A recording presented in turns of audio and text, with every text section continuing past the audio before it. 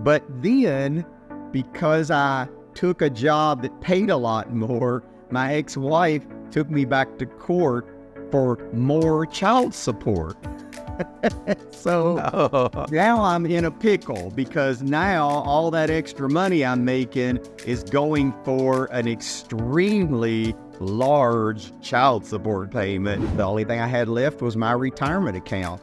And I literally drained every single penny of that. And I'll never forget when the day I signed the last child support check, I had no money. I had $7 in my pocket, and the only thing I had coming was the next paycheck 2 weeks later. Even at an early age, there was one thing that kept ringing in my head, is that if I have debt, I'm never going to be able to retire. I can't retire with debt. I retired when I was 56.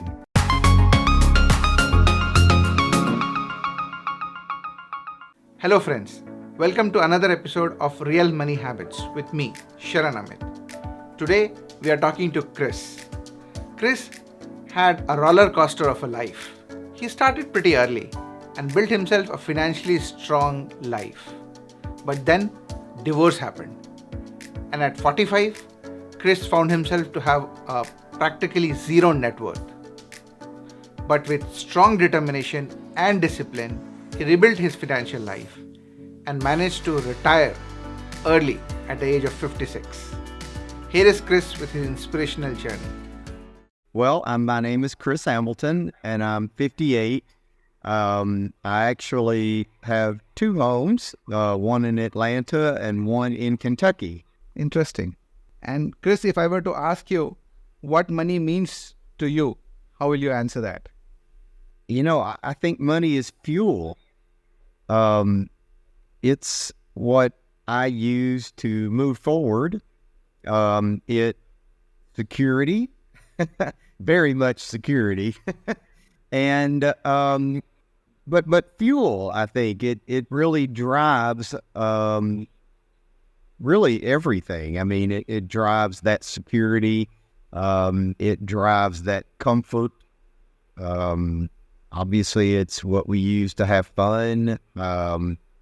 It's kind of lifeblood. I mean, I think some people think that, desiring to have money is vulgar, but I don't. I think it's just logical. I agree with you. And spoken like a mature and experienced person, I like how you gave analogies like fuel and lifeblood. These are things like when we are driving a vehicle, you seldom see the fuel which is running, right? You see everything. We enjoy the music system and the air conditioning and the leather seats, right? And everything is important, right? Like how, and obviously those are more important. When you buy a car, you look at all of these, right? But to run the car, you do need fuel. So as long as you can ensure a good supply of fuel, whatever it is, like is it gas or is it even battery for an EV car, right? As long as you can keep the fuel supplied, then you can enjoy the rest of the car. Fuel is not rest of the car. So similarly in our life, there is a life, and money is not life. Money is not relationship. But you do need a constant supply of money. That's the way we are set up, right? So there is no reason to close our eyes to that. So I love your analogy. Very well said. So you said you live in Atlanta and Kentucky. Yes. Like, do you work? Do you have businesses? How are you placed now? No, believe it or not, I retired a couple of years ago. I retired young, but it was all 56. part of a grand plan. Yeah, I retired when I was 56. Yeah. So that would be very, very interesting. Like you retired at 56. I'll tell you, in our community, when you say our community, it's like people who are financially aware, right? Who are either already on the way or they want to learn about finances. Retiring early is something which everyone aspires for. And retiring at 56 is really inspirational, I must say. So we'll get to your story, but right off the bat, you retired at 56. Very impressed, Chris. Thank you. I appreciate it. It was all part of a long-time plan. I'm sure it is. And that's what we are here to kind of learn from you, from your story. So let's dial back and if you can tell me, like, where did you grow up? Were you always in Atlanta, for example, or did you grow up elsewhere? No, I grew up in rural Kentucky. Oh, rural Kentucky. And Wow. I started working when I was 5 years old. Oh, Yeah, my family started a business, and my brother and I, he was 6. They put us right to work. And I think that was the beginning of my wanting to retire young, because I always looked at it as that I lived life backwards. Retire young so that I could know what it was like to be a child, since I was working all the time from the time I was 5 years old on. So, wow. Very interesting. But I'm just curious, what can a 5-year-old do? So what were you really doing at 5-year-old? How well, are you contributing to the business? my parents started a convenience store. They had a little grocery store, and our job was to pick up garbage.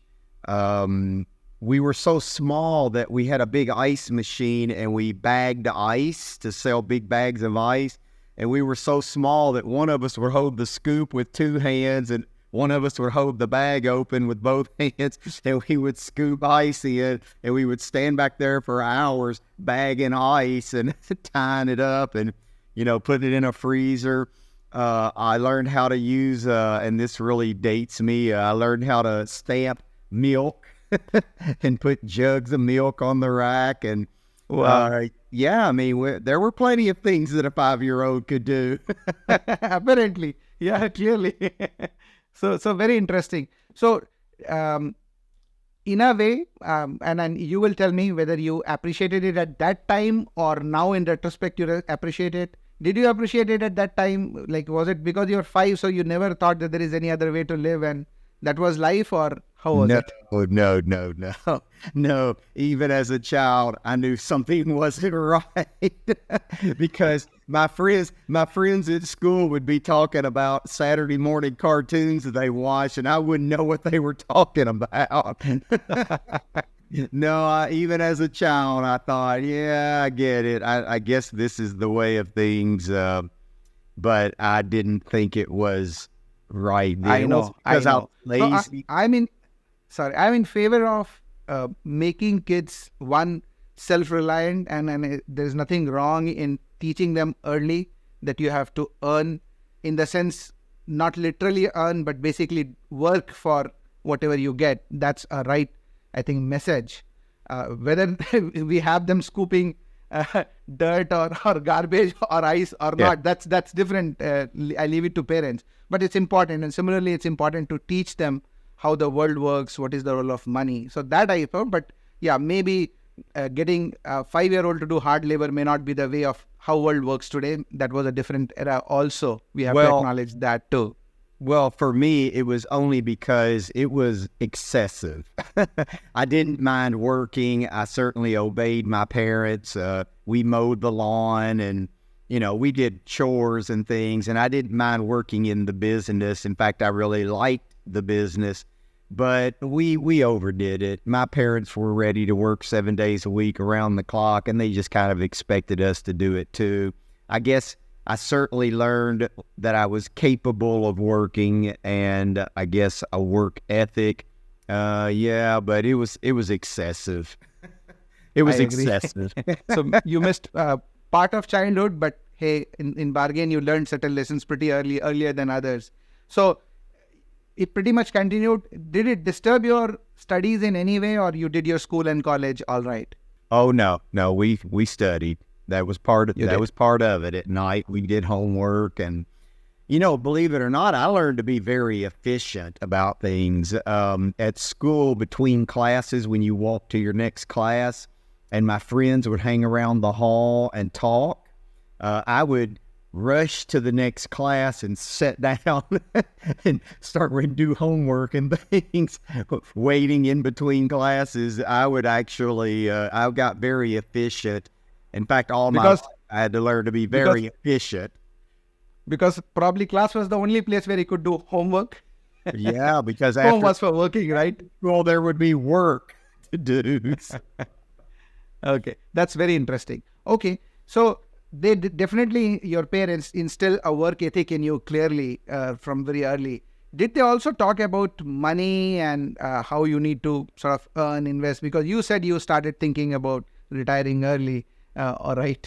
But did they used to, how were they with money and what kind of lessons they impart? Well, they didn't talk about it, but I saw the example of what they did.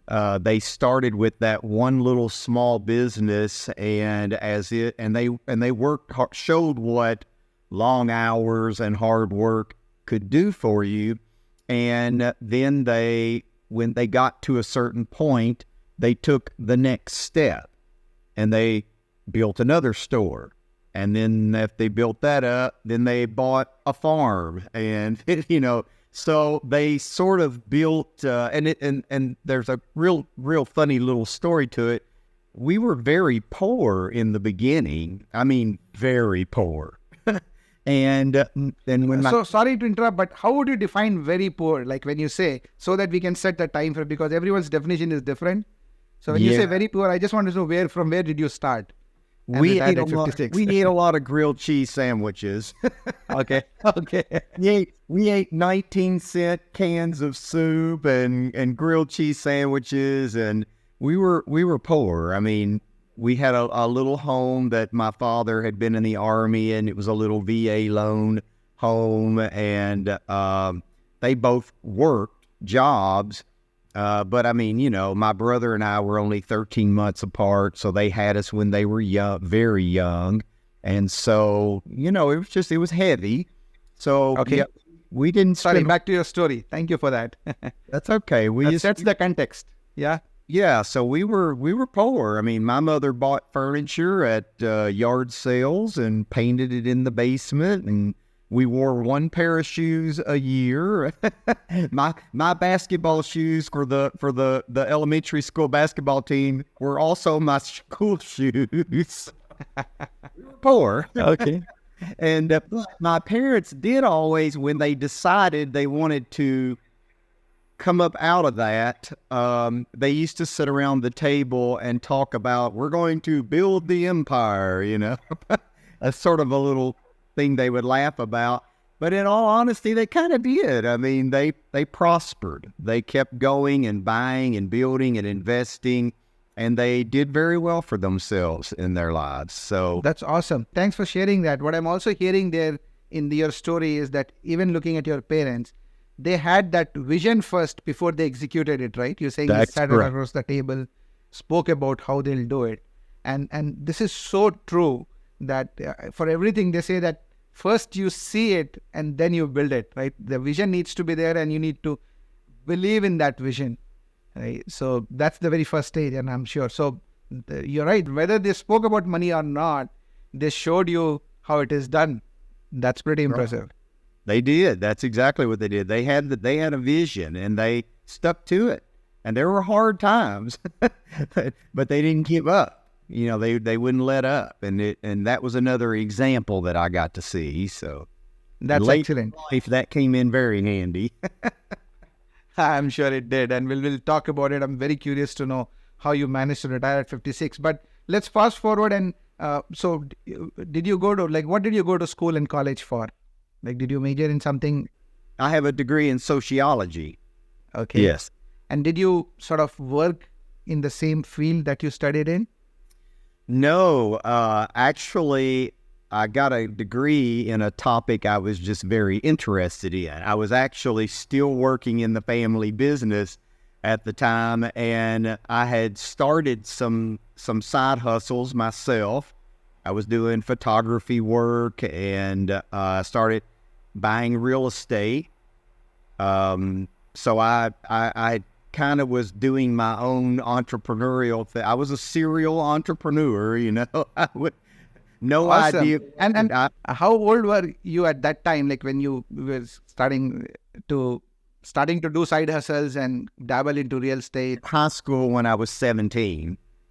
And I had already started doing side jobs to make extra money on top of all the work I was doing in the family business.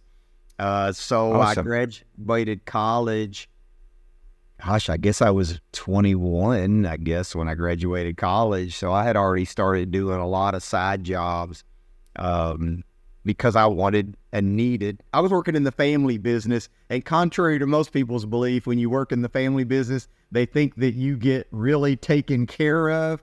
No, even when you're older and you're working in the family business, they expect you to be happy to take less pay than normal. They don't take very good care of you when you're working in the family business. Hey, you can work in the family. They take you for granted, right, all the time. But you're getting valuable lessons, I'm sure. And what I gathered from you is that even if you had family business, one, you did not depend just on that. No. You were looking out for opportunities, and whatever was your interest, like photography, and whenever you could, we'll talk about how you started in real estate, but you were doing things. And tell me one thing, sir, this is for young kids today. Did you graduate with any student loans? Absolutely not.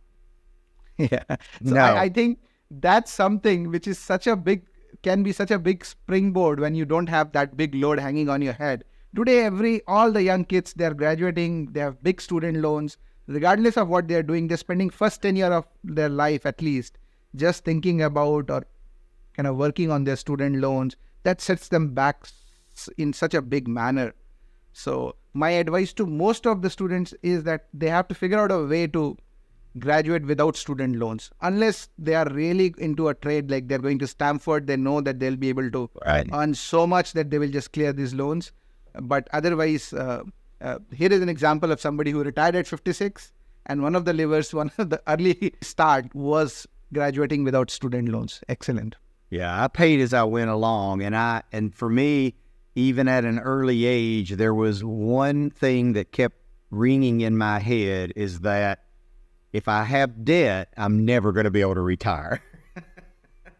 I can't retire with debt.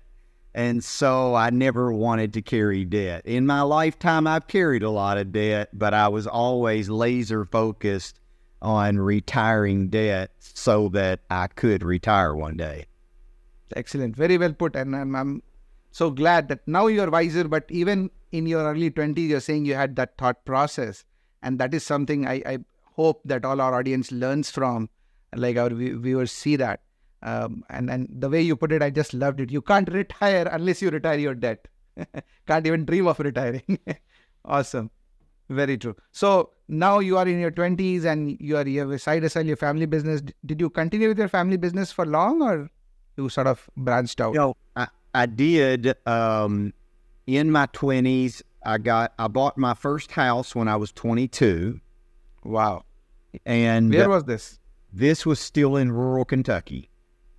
Okay. So I was living in a small town. I bought a definitely what you would call a fixer-upper. I'll never forget. I paid $25,000 for it. It had no air conditioning, no frills, but I did not want to rent. Again, at that age, I wanted to have equity. If I made a monthly payment, I wanted it to be something for me, not I'm buying something for somebody else to own. Yeah. I wanted to own what I'm paying the money for. So I had rented an apartment for a couple of years and had a roommate. But then when I was 22, I bought my first house.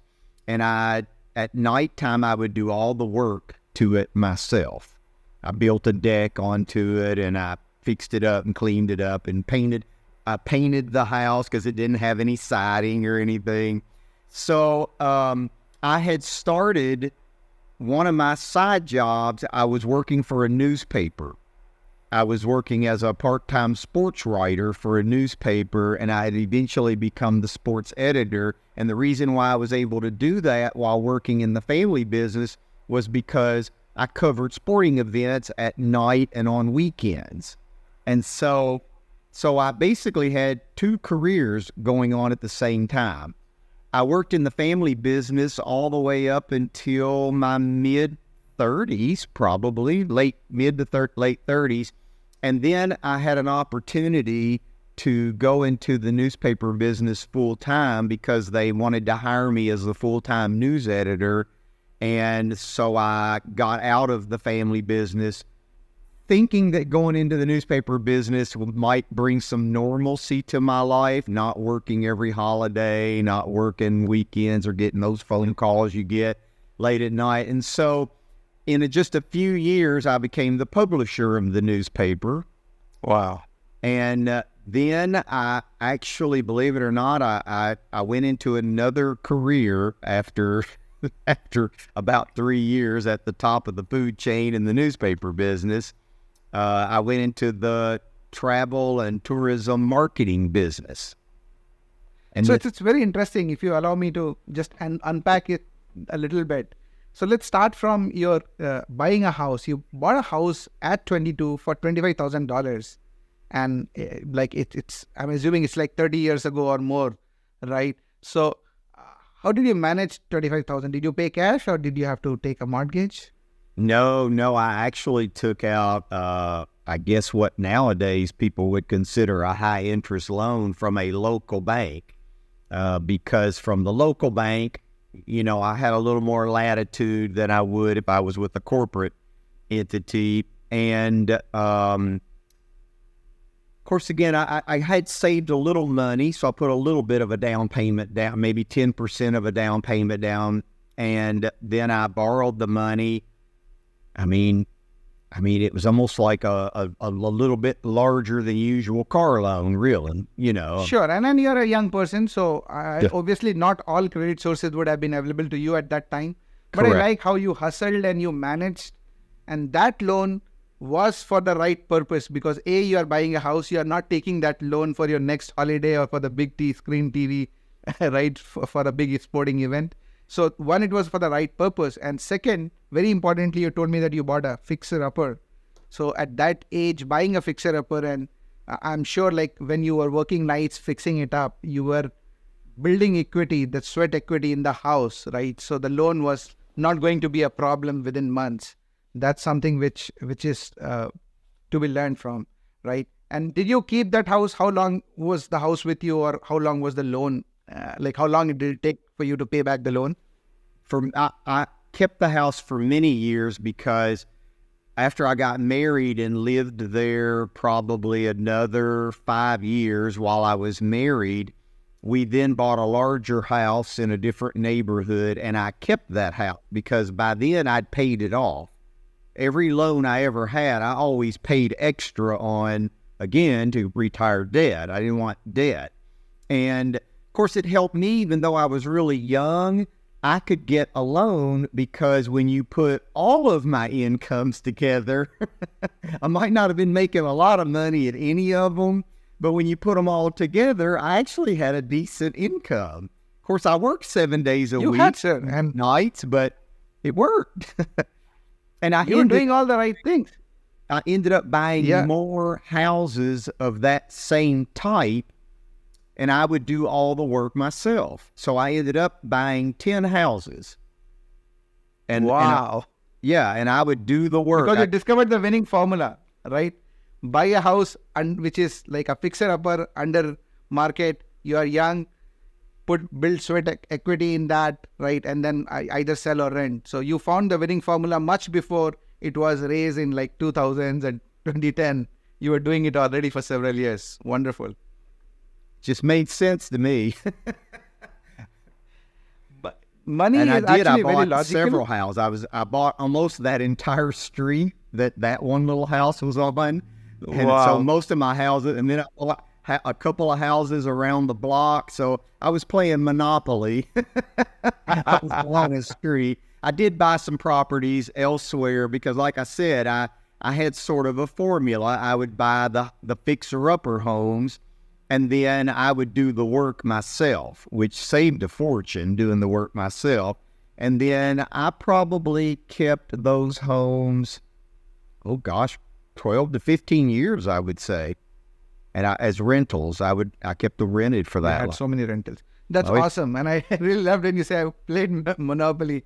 I have some real estate investments myself. And I walk around my neighborhood. I don't have my investments here. I just live here in Atlanta. But I keep telling my wife, it'll be fun if we have at least a few more houses right in the neighborhood. I envy you when you say that you had like 10 houses in the same neighborhood. Wow.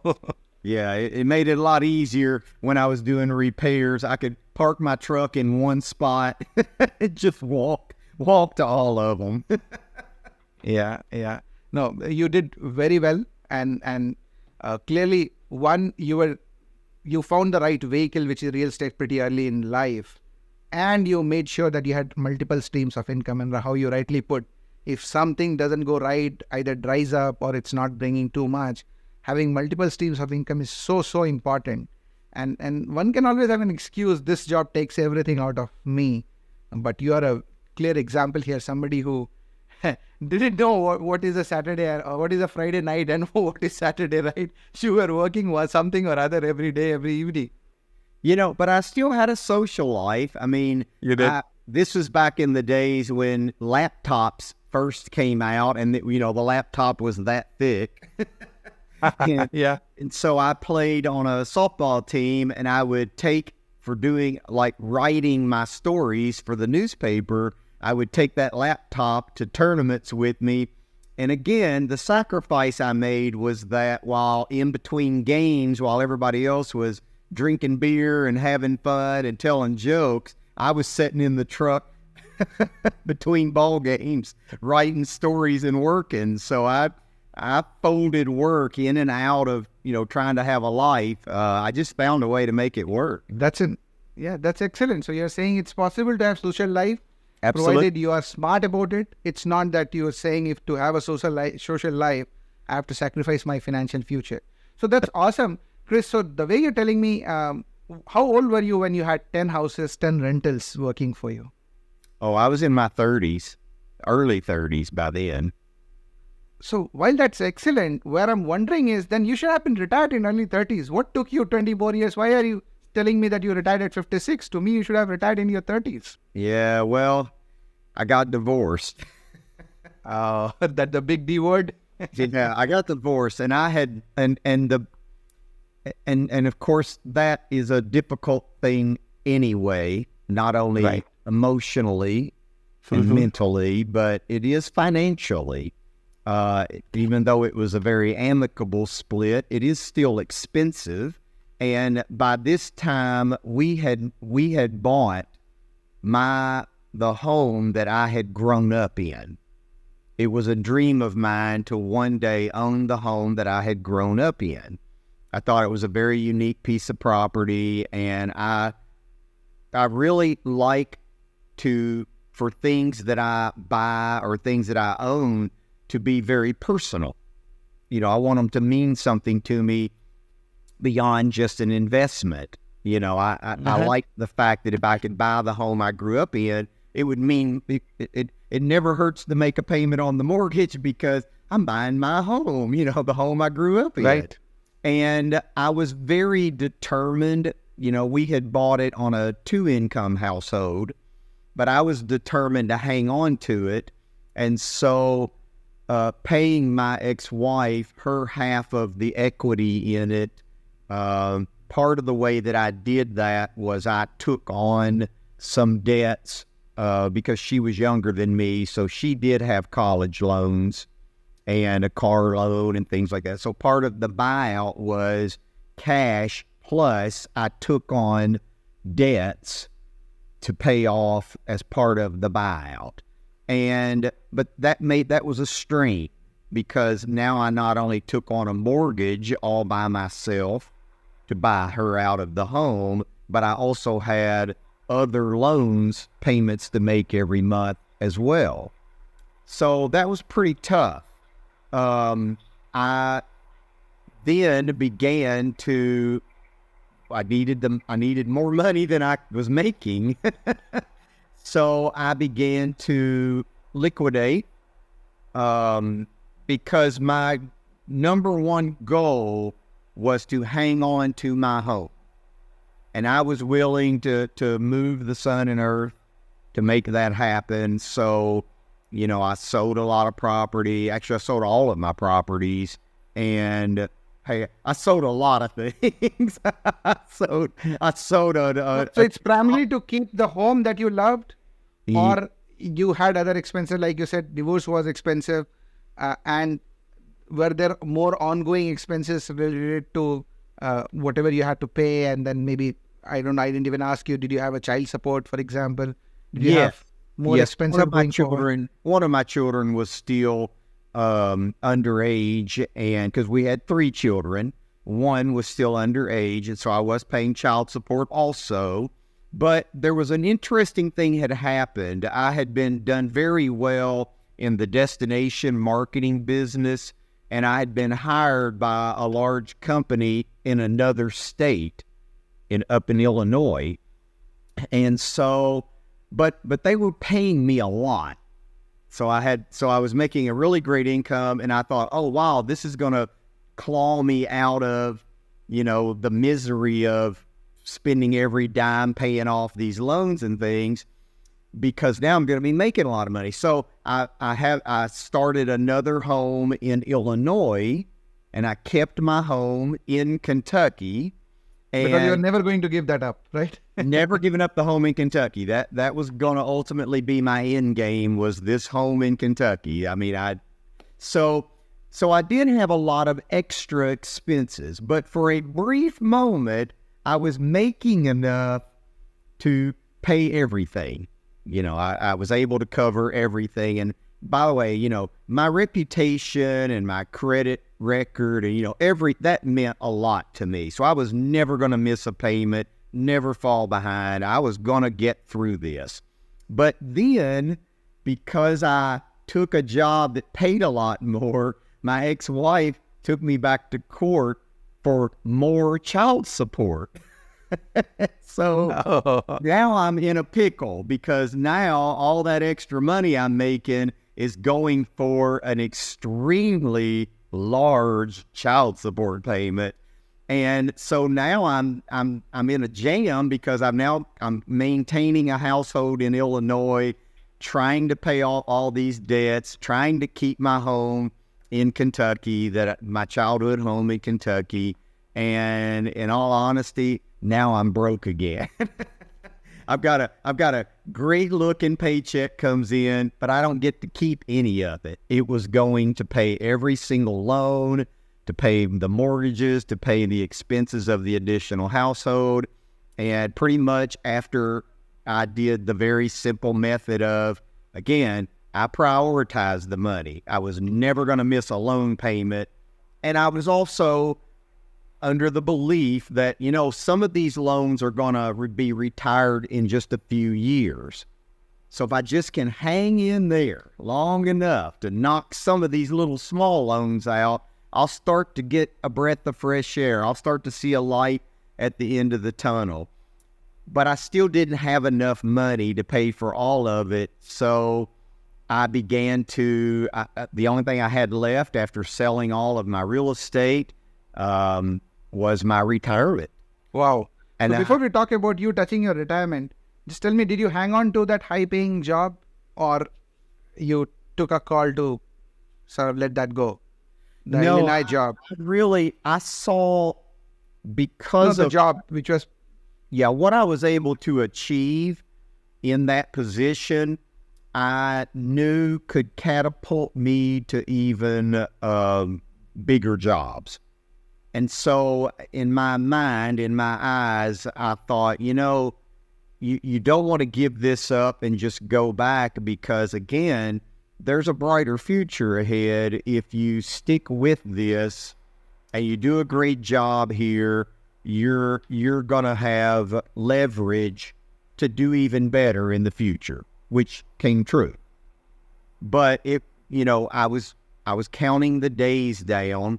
I never had a problem paying child support, but it was... Yeah, the higher child support, right?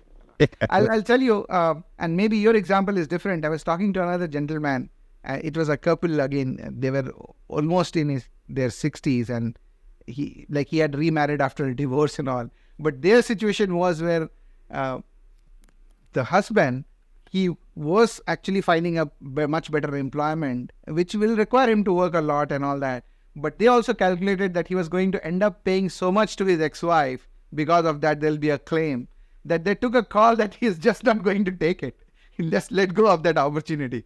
Oh, So I've had- because, and of course, they were not so amicable either. Like he really didn't want, because he said that I know that she's going to use. She's just not marrying because she wants this. She has somebody ready, a partner ready, but she's just not marrying because she wants me to continue paying her. Yeah. So there was a different situation. I don't know how that kind of you relate to it at some level.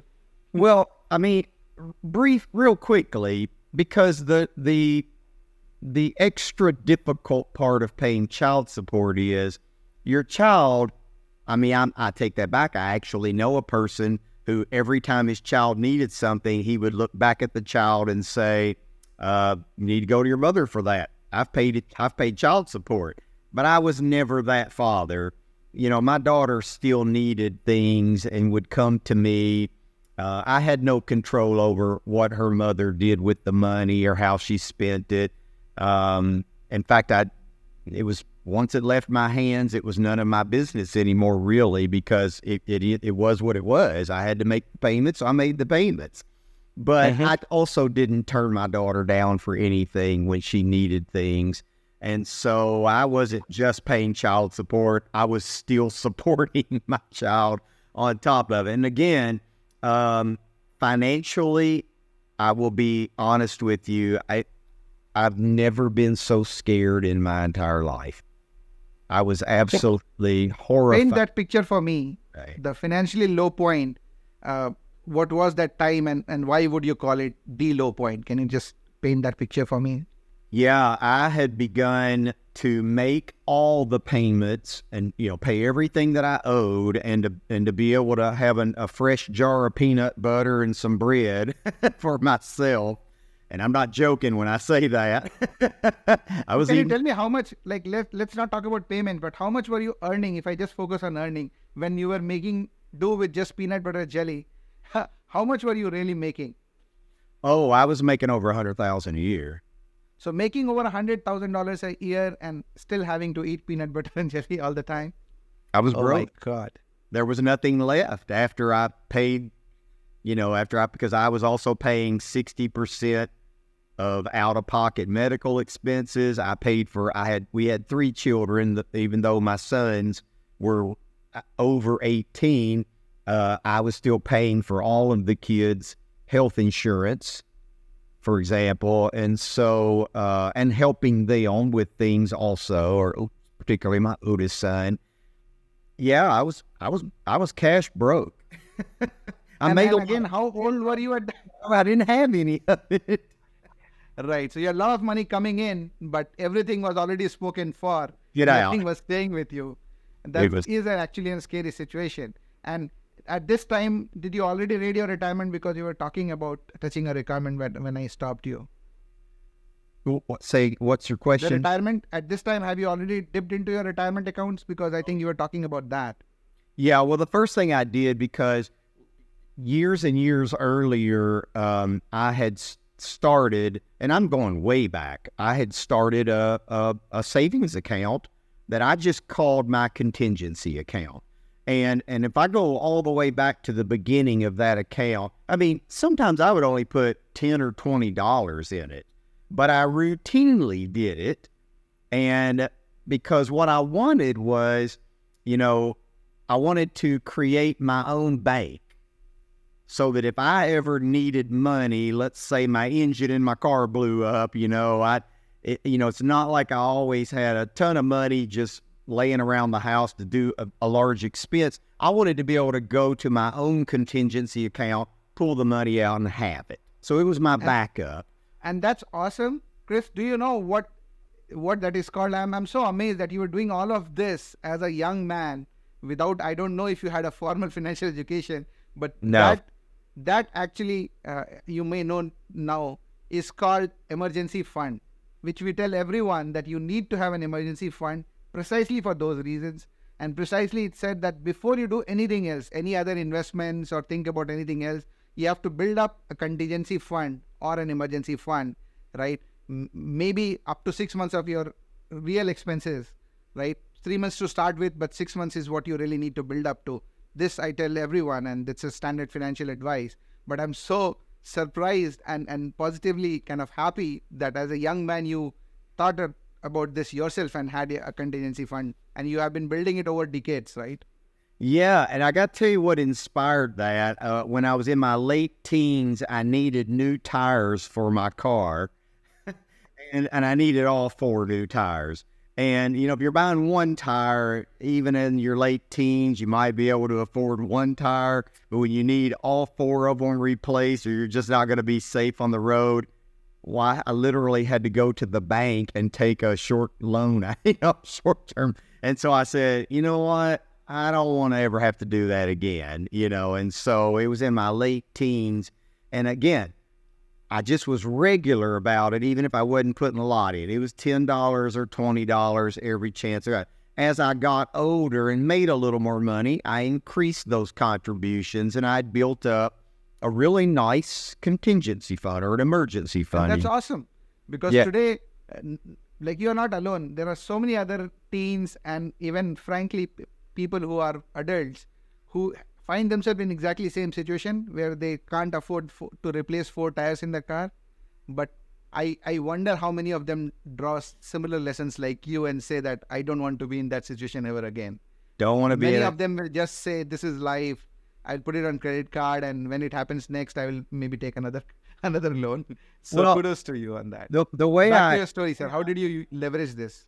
Well, the way I explained it to my children about that, but because when they were born, I had started savings accounts for them that I made contributions to on holidays and their birthdays and things, so that when they turned 16, I turned the book over to them and said, "This, you've got to start," that I never had. I started late teens. You've already got to start. And the way I explained it to them was, you want to be your own bank. So when you need that money for something you really need it for, I'm not talking about the latest video game. I'm talking about when you really need it. There's no paperwork to fill out. There's no approval process. You just go get your money and you've got it, and whoo, you got that release. So that was the first pool of money that I went to try to stay afloat and make all my payments and keep moving forward, thinking that, hey, boy, it's a good thing I built up this, contingency fund, because that's going to save the day. But it didn't. I ran out of that. There's a limit to everything, yeah. Yeah, I ran out of that. And then I started on my retirement account because that was all I had left. Because at this point, remember, it's not like I can walk into a bank and take a loan out now for it. Because I know there are people that would say, never touch your retirement account. You're better off to borrow money. But I had put my name on so many debts. And then, of course, you turn in child support. Also, it didn't matter how good my W-2 looked. The fact is, everything else was on record also. So I couldn't borrow the money. So the only place I had to go to hang on to my childhood home was to get into my own money, and which was the only thing I had left was my retirement account. And I literally drained every single penny of that. And never, ever forget the day that because I had to sign my child support payment checks twice a month. I had to sign them. And I'll never forget when the day I signed the last child support check, I had no money. I had $7 in my pocket. And the only thing I had coming was the next paycheck 2 weeks later. So nothing in retirement, no savings account. Nothing. No emergency fund. Oh my God. So even though, like you said, you have a paycheck coming, that's a scary, scary position to be in. Horrifying. Absolutely. And how old were you at that time? I was in my mid-40s.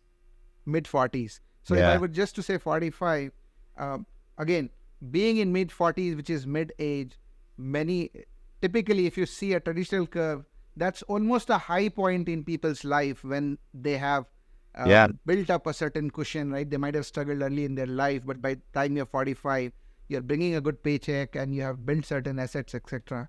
Here you are finding yourself to basically at your starting point where you're at the very beginning. So, right.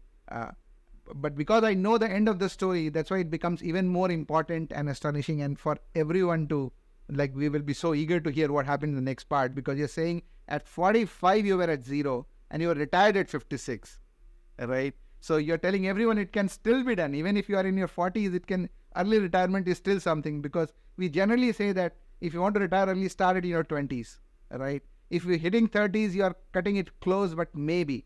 Once you are in 40s, pretty much people think that it's out of the reach. But here is somebody who's going to tell how he did it from 45 to 56. Chris, what happened next? Yeah, you know what? I went back to the beginning.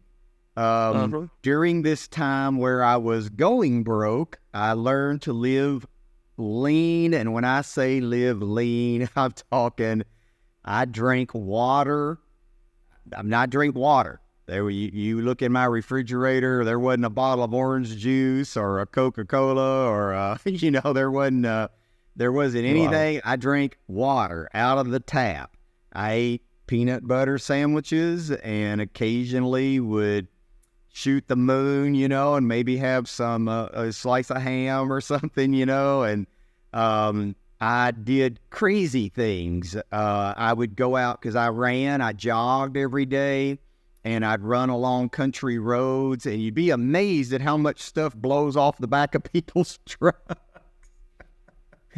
I would literally collect towels off the road, so I didn't have to buy towels or wash rags. I started to build up a little hardware kit, because I'd run along and I'd see ahead of me like screws and nuts or pieces of wire, and even an occasional tool like a screwdriver or something. I mean, I really did. I never wasted anything. I'm a very clean person. My friends make fun of me. They think I'm too clean, and if a spray bottle ran out of cleaner, I'd keep the bottle, make my own cleaner, and fill the bottle back up. I mean, I did, crazy things. I haven't bought a garbage bag in 10 years. Using store bags? Plastic bag that became a garbage bag, whether it was that big or that big, it became a garbage bag. Every bread tie to keep the bread closed, I never threw the bread bag would become a garbage bag, and the tie would tie it off to go to the garbage. I walked a lot. I walked to a lot of places. I guess the short version is I stopped spending money. I just stopped. I mean, I was not embarrassed to take, if I had a lunch meeting that was a work function, I wasn't embarrassed to take leftovers home with me. And then, hey, guess what? If they put it in a nice plastic container, I don't own any Tupperware at all. I would keep the plastic container, and that would become a container. So my cabinets had an old plastic cup where I might have, got a Coke at a baseball game 3 years earlier or something, and fortunately it was my collector cup, but now it became my drinking cup. Yeah. So Chris, that's again awesome and inspiring. What you did not do, what I'm hearing is, obviously you did the right things by cutting down your spending to bare bones. What you did not do, and I'm surprised why you didn't do, is to just blame life, blame God, right? Blame ex-wife, everyone but yourself, and say the world is screwing me up, so what I'm going to do? Maybe I'll sit in the bar and spend my time, right? I just couldn't help it. That's how normal people react, right? But you are not normal people. You wanted to bring your life back in order. If anything, I really just wanted to see if I could do it.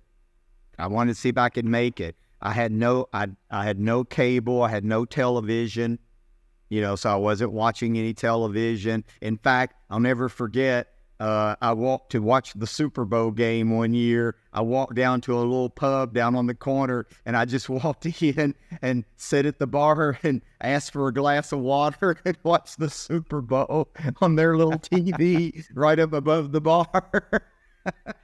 Oh, I just think Very interesting. in So any that way, can be done, right? You don't have to spend money on expensive drinks if you still want to enjoy the bar. You can, which I should. possibly on some days you can sit with a water glass, right? Glass of water. Well, and that to be, and I mentioned that I had gone back, to the old days because that was kind of something when I was growing up. I didn't rack up big bar tabs when I would go out with my friends. They did. They had no problem taking out credit cards and turning over a credit card and just drinking all night and saying, okay, let me sign at the end. I was the total opposite. I was the pay-as-you-go guy. I'll have that drink and then I'm sitting there, a little sip. I can make a drink last 2 hours, but it all because I kept thinking, this isn't very valuable. I like the drink and I like to go out with my friends at the club, but if I spend a lot of money on alcohol, I go home I don't have anything for that. There's no value for that. So I continued. So I started all over, just like when I was in my late teens. I started all over. And after I made that last big child support payment, I did shortly thereafter start to knock out some of those little loans. And once they were gone, now I had started to have some money again that would come in, but I didn't stop living that way. I was still a scavenger. So you did not allow any lifestyle creep to come back in when you kind of had more money, more disposable income. You did not allow lifestyle creep to come in and eat it away. Like what happens to, again, normal human beings. You have more money, so you find ways to spend more money. You didn't do that. Not at all. And I've never been accused of being a normal human being. You clearly are not. Very inspirational, but not normal. That's for sure. But I still had a goal. I had lived life backwards. I'd never known what it was like to wake up without an alarm clock going off. And I wanted to retire relatively young so that I could then enjoy life that I'd never got to live before. And so at that point, because I was so broke, I knew that I really had to knock off debt and build back that contingency, build back that savings account. And then I had a company retirement plan that I was making contributions to. And then I also started doing some investing on my own, because when you don't have television, you've got a lot of time to read and study. So there you go. Yeah. Reading a lot about investing and learning to do a lot of it on my own.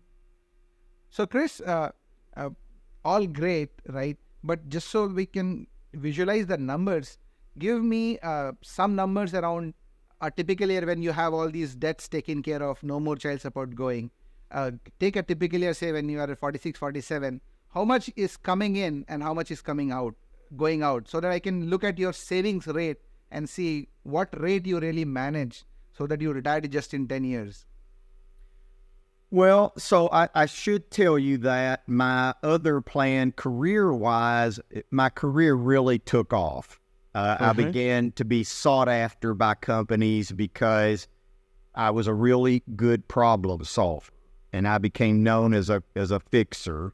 So when you're a fixer, and there's not many of us, companies want to hire you to come in and really right the ship, and they're willing to pay well for that. So I had job offers, and I would take the next job offer that paid a lot more.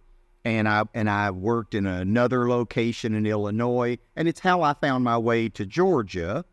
Was I got a job offer to go to Georgia and work down there. And so, you're making, close to $150,000 a year, and you're maxing out your 401k contributions. You're investing on the side, and meanwhile, I'm paying a lot of extra on the home mortgage because I needed to get rid of that, and I did. I paid the home mortgage off in, 7 or 8 years early. It was Of your dream home. almost 10 years early. Because I would sock money away. Some years I would reduce my contributions to retirement and pay a lot of extra on the house, especially depending on how stocks were doing. And so I would make decisions based on that type of thing. I did retire the home loan. And next thing you know, once you have no debt, you'd be amazed at how quickly you can save it. You're not out spending it on cruises and, you know, fancy vacations and fancy clothes and things like that. So and that's, I was saying that what you said is so right and so important when you said, if you can really retire all kind of debts from your life, suddenly this money that you are making seems a lot. And then of course it's up to you what you do with this money, but you have a lot more flexibility and freedom to play with. And that's why sometimes even if you can afford those payments, it's so important to just retire that debt, go after it and retire the debt, because life after that is a completely new life where you feel so emboldened, right, to do whatever you want. Right. But just to get 1 point out of you, so you're making about $150,000 and assume that when these debts were retired, I'm just curious how much were your expenses? So you're making 150. How much would you say are you really spending on like your lifestyle and all? Because everything else, even if you're building an asset or investing, that is really your money, your building asset. But I'm just curious what percentage of your income was actually going for day-to-day living and everything I should be clear, that wasn't actually my only source of income by then, because my property, my childhood home, had a little house behind it. So I fixed up the little house that was behind it, and I began to rent that. And so that was a source of income I now had. For a fixer like you, why am I not surprised? So I was taking money that I was making and paying off debts and socking away in a retirement account and in my contingency account. But I was also taking a lot of money and making this extra little house nice and fixing up the property because I had a long-term plan that was going to play into retirement. And that was that I was going to own, you know, my investments and my assets were going to generate money for me. Sure. And then that's the right way to go. So, but your expenses, would you say they were like about $20,000-$30,000 a year once you retired the debt? Your actual expenses to live? Yeah. At one time, I calculated my monthly expenses at about $3,600 a month. $3,600 a month. So yeah, you're right. Annually, I less than $50,000. Yes, because I continue to live more than $200K at least a year. I was close to that. Yeah. When you put all my income together. Yeah, exactly. So the point I'm trying to make to our audience is, you had multiple sources of income. You were doing all this right, building those assets. At the same time, spending just about 25% of your income. And you yourself said that that can only happen when you retire your debts. So you have no mortgage, no car payment. Then you have a lot more to play with. But the good thing is, as your income increases, you don't have to really increase your expenses accordingly. You can continue to live. Maybe, I'm sure you were living a little bit more comfortably than your days of peanut butter, right? Eating peanut butter. You were a little more comfortable, but you did not allow your expenses to creep so much that you're still spending 80% of your income. So anybody who is saving like you 75% of their income, they can accelerate their retirement like anything. You are a living example of that. Yeah, I think so. I mean, I do never... you have a number in mind that you need to reach this numbers and then you will call yourself retired? You know, I really expected to work longer and have larger cash reserves and things. But then when I realized how little money I spent, I sort of lowered my expectation. And again, I also was fortunate that I now had my own property, was generating enough money to pay my bills, basically. So, I mean, now I practically had no expenses because my that property became very popular, and at the rate I could rent it, it began to cover my typical monthly expenses. So my goal, to be honest with you, I guess my imaginary goal was I wanted to have $1 million in assets. And, if I liquidated everything, I would have $1 million. That's not nearly as lofty a goal as some people have that are thinking about retirement. But again, I have an unlimited source of revenue, with my own property. And so, I didn't hit the $1 million mark, but I got close. And so I'm secure.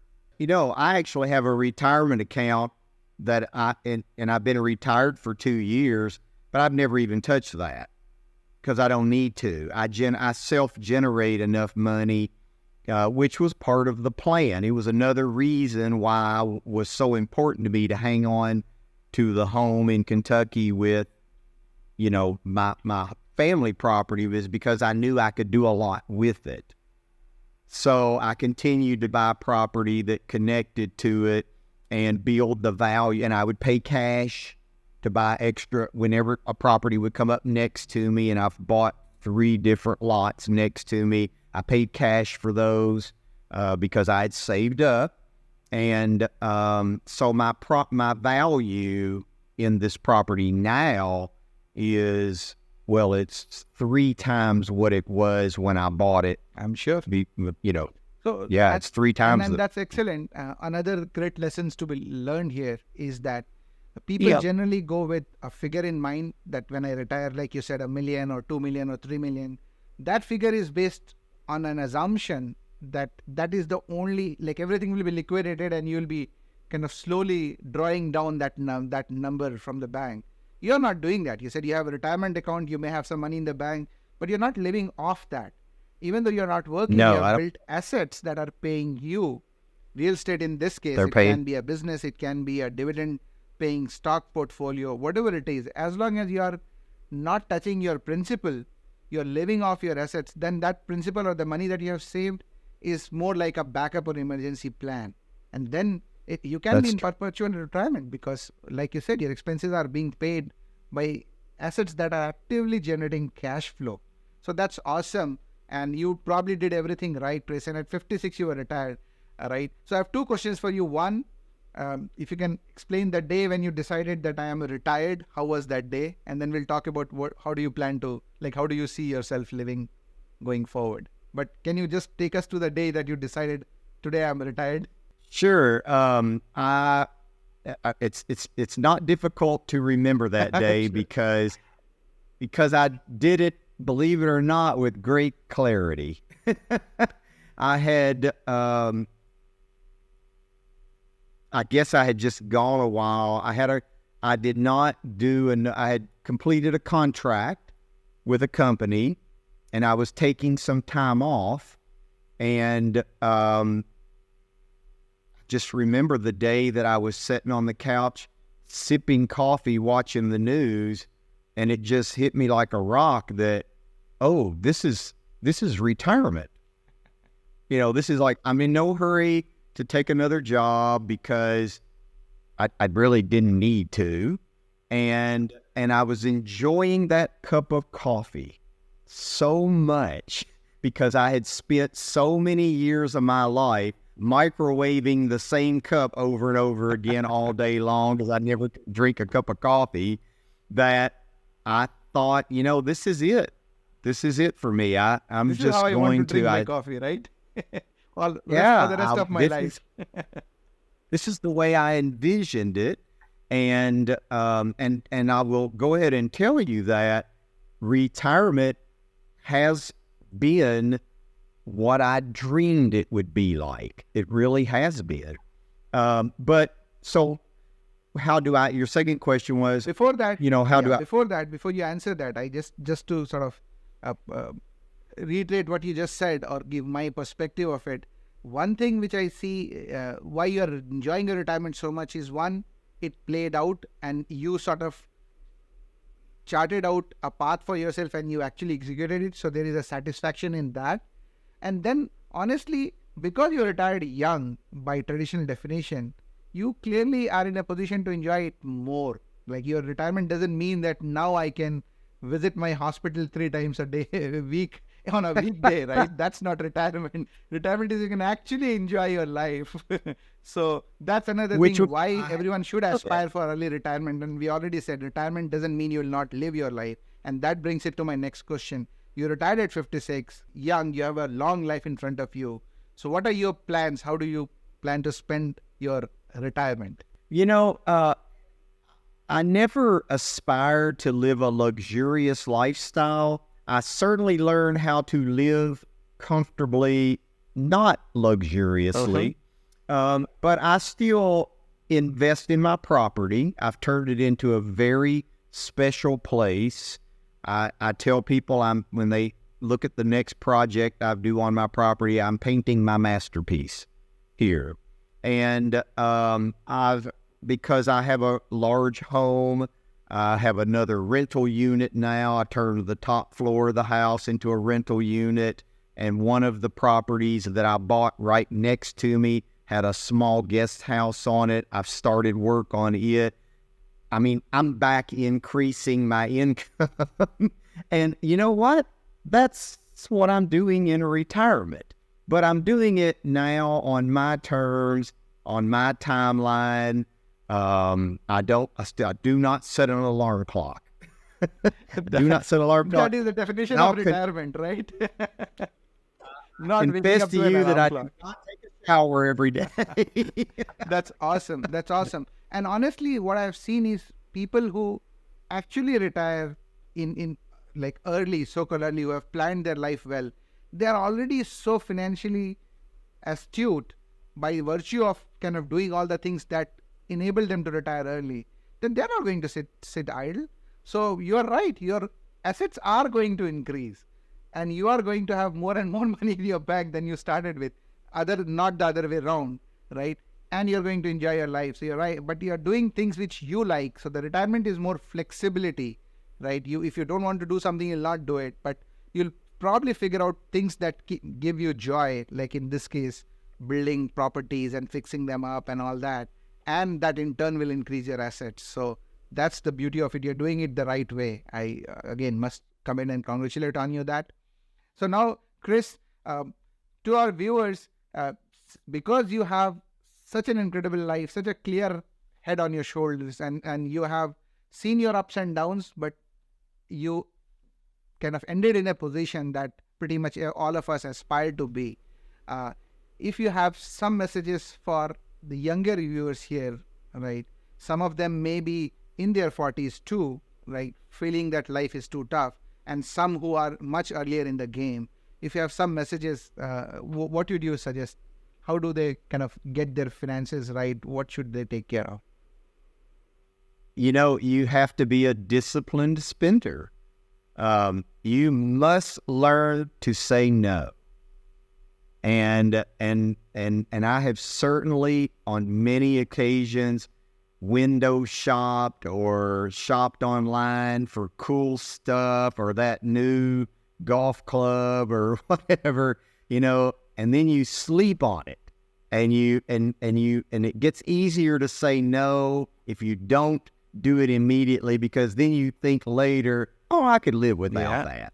I can live without that.